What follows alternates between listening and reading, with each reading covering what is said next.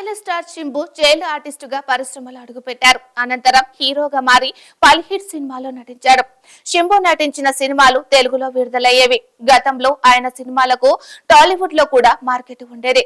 అనూహ్యంగా కొన్ని రోజులు బ్రేక్ తీసుకున్న శింబు సెకండ్ ఇన్నింగ్స్ స్టార్ట్ చేశాడు. 2 హిట్ సినిమాలు తన ఖాతాలో వేసుకున్నాడు. ప్రస్తుతం శింబు థగ్ లైఫ్ మూవీలో నటిస్తున్నారు. అలాగే తన 48వ సినిమా చేయబోతున్నారు. దేశింగు పేరియస్వామి దర్శకత్వంలో ఈ చిత్రాన్ని కమల్ హాసన్ నిర్మిస్తున్నారు. ఇదిలా ఉంటే శింబు వయస్సు 41 ఏళ్లు దాటిపోయింది. ఆయనకు ఇంకా పెళ్లి కాలేదు. ఆ ఊసు కూడా ఎత్తడం లేదు. తాజా సమాచారం ప్రకారం శింబు పెళ్లి ఫిక్స్ అయినట్లు తెలుస్తోంది.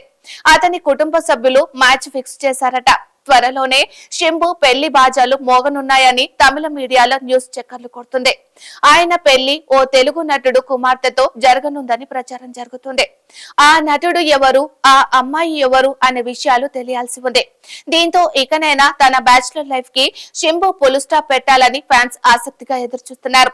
అయితే గతంలో కూడా శింబు పెళ్లిపై చాలా వార్తలు వచ్చాయి. చివరికి అవి పుకార్లుగానే మిగిలిపోయాయి. కాగా శింబు గతంలో పలువురు హీరోయిన్స్ తో లవ్ అఫైర్ నడిపాడు.